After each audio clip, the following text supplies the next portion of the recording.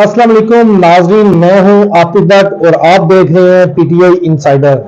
नाजरीन, तीन अहम इश्यूज पर बात करेंगे। सबसे पहले तो बात करेंगे कि आज पीटीआई के जो कारकुनान हैं उन्होंने गोरखपुर नाका अडयाला जेल के बाहर, ये जगह बड़ी मशहूर हो गई थी, आज वो तोड़ दिया है और कारकुनान का जो एक जम्मे गफीर है वो आज इमरान खान से मुलाकातों के लिए अडयाला जेल के बाहर पहुंचा। पुलिस की जानब से रोका गया। क्या वहां पर हुआ वो आपको बताएंगे। दूसरा, पीटीआई की इंटरनल अना कह लें, गद्दारी के सर्टिफिकेट कह लें, या टाउट्स का जो एक डब्बा लगता है, उसकी बुनियाद पर इमरान खान से जिनकी मुलाकातें होती थी वो भी मुलाकातें करने नहीं जा रहे, और ये अवाम से एक सवाल करेंगे जो पीटीआई के वर्कर्स हैं उनसे। और आखिर में बात कर लेंगे मकसूद नशिस्तों का जो केस था, आज सुप्रीम कोर्ट में 13 रुकनी बेंच ने समाअत करते हुए दरखास्त को काबिल समाअत करार दिया है। और ये बेसिकली इलेक्शन कमीशन नजरसानी अपील में गया हुआ था और उस पर जो समाअत हुई है उस हवाले से बताएंगे। 2 जजेस आज इलेक्शन कमीशन को पढ़ गए और उन्होंने खूब अच्छी क्लास ली है, लेकिन इसके बावजूद ज़ाहिर है 11 रुकनी अक्सरियत है और 2 रुकनी अकलियत होते हैं, तो इसलिए वो चीज़ दब जाती है, फैसला दब जाता है। तो आज हम सबसे पहले बात कर लेते हैं कि आज इमरान खान से अडयाला जेल में फैमिली की मुलाकात का दिन था। अलीमा खान, नरीन और जो तीनों बहनें हैं, इन्होंने आज मुलाकात करनी थी और साथ ही पीटीआई की जानब 6 अरकान की फहरिस्त दी गई थी, जिनमें बैरिस्टर अली जफर का नाम शामिल था, बैरिस्टर गौहर का था, सलमान अकरम राजा का था, इस तरह के 6 नाम थे और जो फहरिस्त दी गई थी। ताहम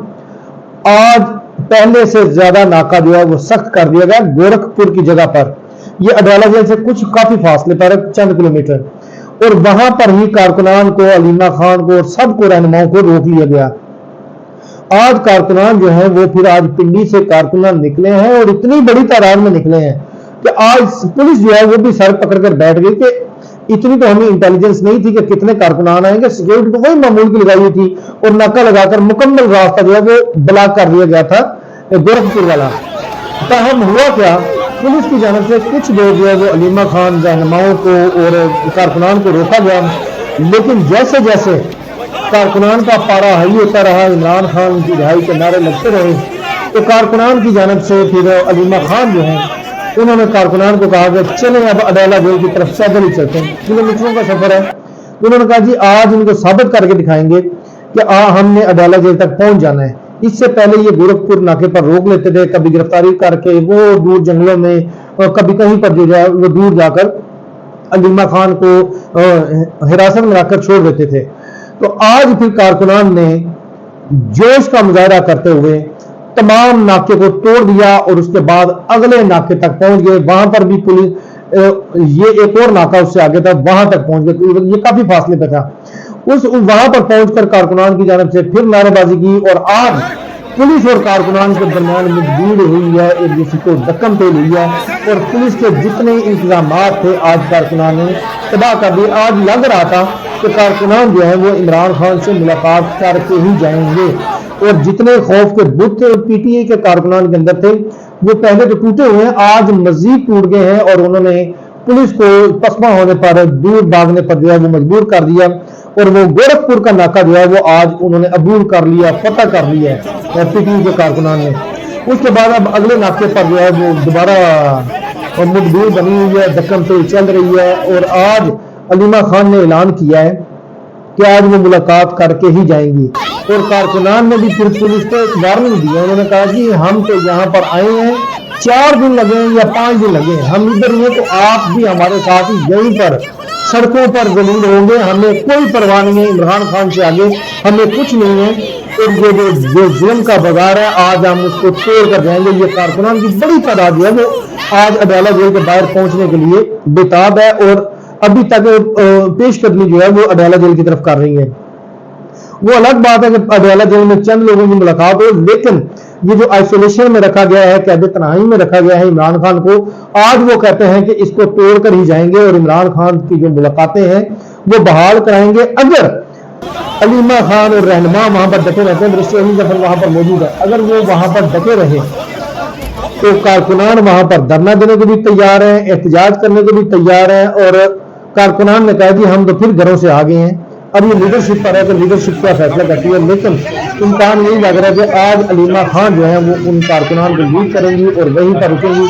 और आज इमरान खान से मुलाकात करके ही जाएंगी। ये कारकुनान के अंदर जो जोश व जज्बा है वो मैं आपके सामने बयान कर रहा हूँ। और दूसरी बात कर लेते हैं कि अब इमरान खान है वो आइसोलेशन में है, कैद तन्हाई में है। इमरान खान चाहता है कि मेरे पास लोग पहुंचे, कोई भी पहुंचे, कोई वकील पहुंच जाए, फलां पहुंच जाए, तो वो बेसिकली बाहर की इंफॉर्मेशन लेना चाहते हैं बतौर पार्टी सरबराह। और वो इंफॉर्मेशन लेने के लिए कहते हैं कि भाई जिस किसी को भी इजाजत मिलती है वो मेरे तक पहुंच जाइए। बैरिस्टर गौहर को वाज़ेह पैगाम दिया गया था, तो 15-20 दिन पहले वो मुलाकात हुई थी जब बैरिस्टर गौहर को टाउट वगैरह कहा गया या शायद उनके ऊपर तनकीद भी की गई। तो इमरान खान ने उस दिन कहा था कि जो मेरे पास पहुंच गया, जिसको इजाजत मिल जाए मुलाकात की, वो मेरे तक आए, और अगर जो भी आएंगे वो वेलकम है। अगर उनमें से कोई मेरी पार्टी का ना हुआ तो मैं उसको जो मीटिंग रूम है उससे बाहर निकलवा दूंगा या निकाल दूंगा। तो आप लोग ये आपस में ना लड़ेंगे किसको इजाजत मिली, कौन टाउट, कौन सर्टिफिकेट गद्दारी के, ये आप बाहर ना बांटे। ये इमरान खान ने वाज़ेह हिदायत की थी और इमरान खान का मकसद ये था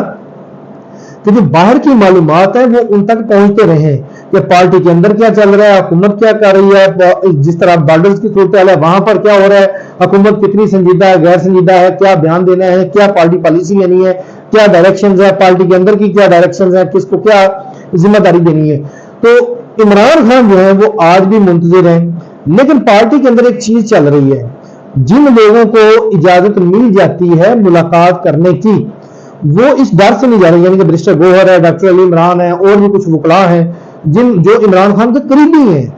उनको इजाजत मिलती है जाने की, लेकिन वो इस डर से नहीं जा रहे कि अगर हमारी मुलाकात हो गई और फैमिली की यानी कि अलीमा खान वगैरह की मुलाकात ना हुई तो उनको गद्दार कहा जाएगा, टाउट कहा जाएगा एजेंसियों के।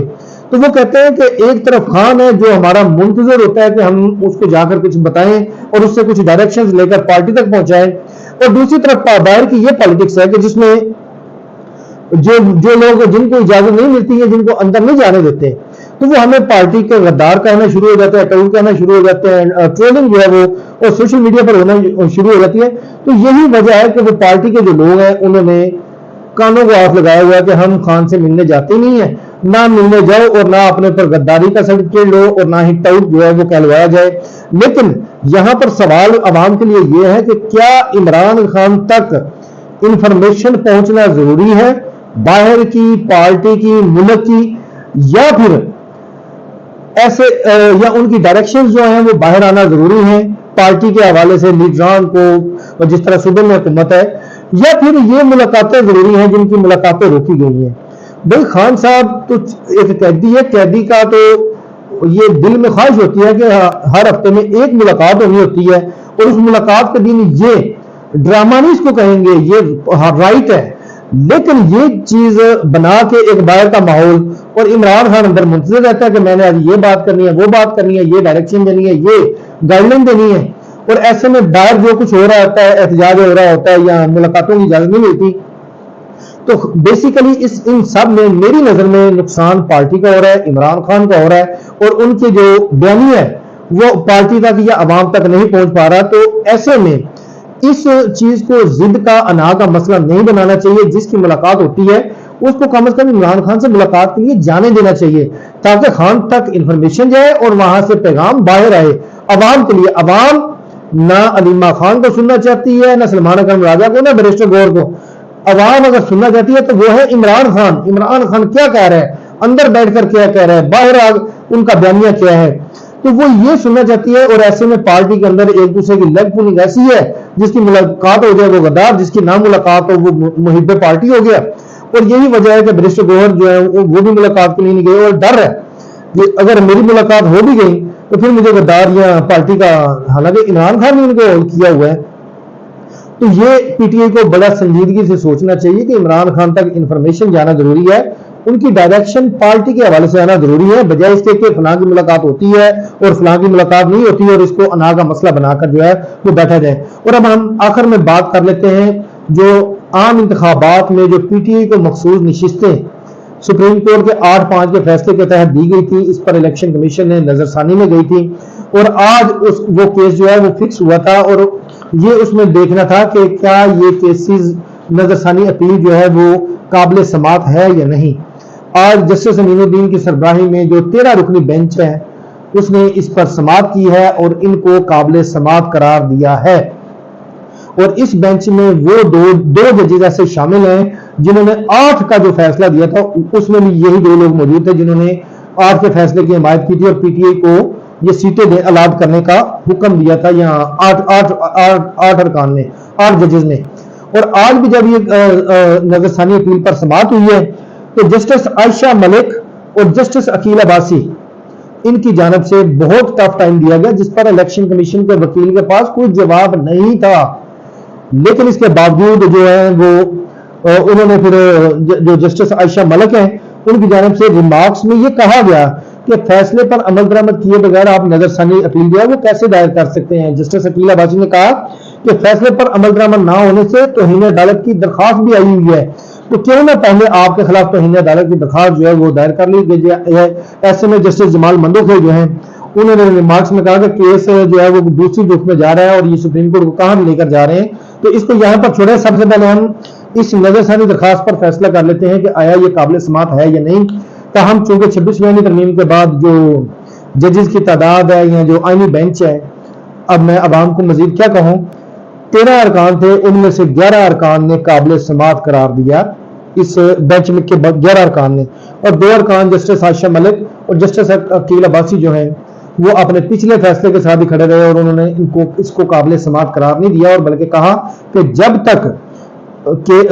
فیصلے پر عمل درآمد نہ ہو اس وقت تک آپ نظر ثانی اپیل میں کیسے جا سکتے ہیں، اور ساتھ ہی آپ نے جو توہین سپریم کورٹ کی ہے اس کی بھی درخواست ایک پینڈنگ ہے وہ بھی سنی جائے، لیکن ججز کی جانب سے آج صرف اسی کیس کو سنا گیا ہے اور الیکشن کمیشن کی سماعت کو قابل سماعت قرار دیا ہے، اور جتنے بھی فریقین ہیں ان کو یہ نوٹسز جو ہیں وہ جاری کر دیے گئے ہیں۔ اور اب آخر میں بات کر لیتے ہیں کہ آج بھی پارلیمنٹ ہاؤس کا اجلاس ہوا ہے، کل بھی ہوا تھا، اور جو وزیر اعظم ہیں یا جو وزراء ہیں آج بھی قومی اسمبلی کے ایوان میں وہ ان کی حاضری نہ ہونے کے برابر تھی۔ یہ غیر سنجیدگی کا عالم ہے کہ اتنا اہم موقع ہے، پاکستان انڈیا ٹینشن کے اوپر تمام معمول کی کارروائیاں معطل کر کے یہ بات چیت ہو رہی ہے، نہ تو ارکان آتے ہیں نہ وزراء آتے ہیں اور نہ ہی وزیر اعظم خود آ رہا ہے، کیونکہ اگر وزیر اعظم آئے تو تمام وزراء بھی آئیں گے اور تمام ارکان بھی آئیں گے حکومت کے، لیکن ایسے میں جب وزیر اعظم خود نہیں آ رہے تو باقیوں نے بھی اس کو فار گرانٹ لیا ہوا ہے اس اجلاس کو، اور یہی وجہ ہے کہ کل فضل الرحمان جو ہے مولانا فضل الرحمان انہوں نے اس ایوان سے واک آؤٹ کیا اور کہا کہ